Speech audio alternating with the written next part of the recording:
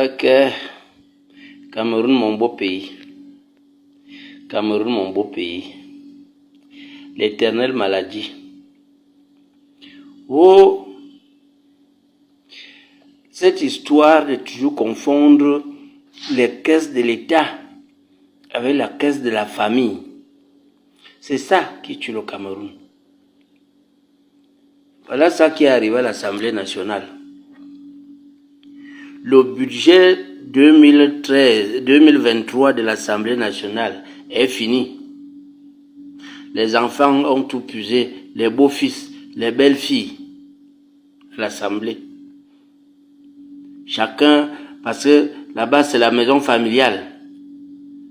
Quand les gens sont là depuis 30 ans, 40 ans, ils ne savent plus où c'est la maison de service de papa et de grand-père, où c'est alors leur maison familiale, là où, parce que certains sont nés là, ils sont devenus les hommes là-dedans. Chacun vient donc épuise. Chacun vient épuise. Maintenant, grand-père est malade. Il n'y a pas d'argent pour l'évacuer. Les députés seront bientôt en session. Il n'y aura pas l'argent pour payer leurs frais de session.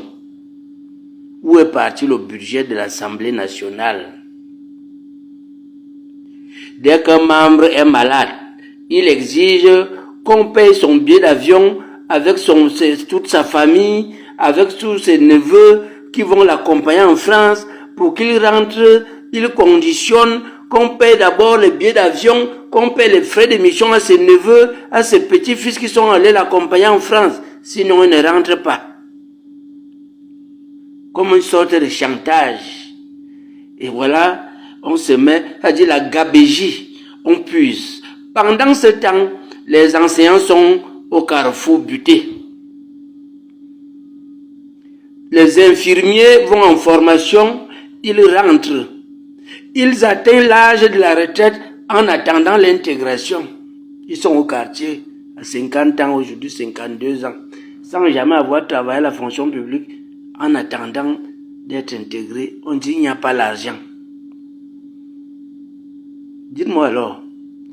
Donc cette année, les députés vont essayer d'expérimenter ce que les enseignants ont dû depuis que vous êtes là. Savoir vous travaillez, vous n'avez pas vos droits. On va voir comment les députés, eux, ils vont aller travailler gratuitement. Ou alors on va voir comment l'État va puiser, aller résoudre les problèmes de l'Assemblée qui avait déjà tout son budget et demander aux enseignants d'attendre pendant qu'ils meurent en laissant leur salaire. Pendant qu'ils meurent en laissant leurs droits. Les veuves et les orphelins abandonnés à eux-mêmes. C'est ça qui est là à l'Assemblée. On va observer ça de près. Le président de l'Assemblée est gravement malade. Où est allé le budget de l'Assemblée? Ce sont ses enfants, c'est la famille qui a tout dilapidé. Il faut donc, venez donner l'argent, votre grand-père va être évacué. Est-ce que c'est l'Assemblée qui doit mendier aujourd'hui? Est-ce que c'est l'Assemblée qui doit tendre la main pour l'évacuation du président? C'est-à-dire, le rythme princier que tout le monde a dans cette maison-là, c'est comment le peuple alors. Oh! Combien de véhicules de fonction sont gardés au parking? Et le véhicule qui coûte combien? Il y a même déjà une agence, ça dit que, je ne sais pas comment on va appeler ça, une succursale de l'Assemblée nationale au village du président. Et les gens qui travaillent là-bas sont également payés. Ça veut dire qu'il y a déjà une Assemblée nationale bis au village. Avec tous les milliards que vous avez brassés toute une vie, c'est évacué, faites une évacuation en France. C'est ça qui fait le tour des réseaux sociaux qui manque l'argent. Vous voulez qu'on prenne l'argent là où? Vous voulez qu'on prenne l'argent là où? Vous êtes seul dans ce pays.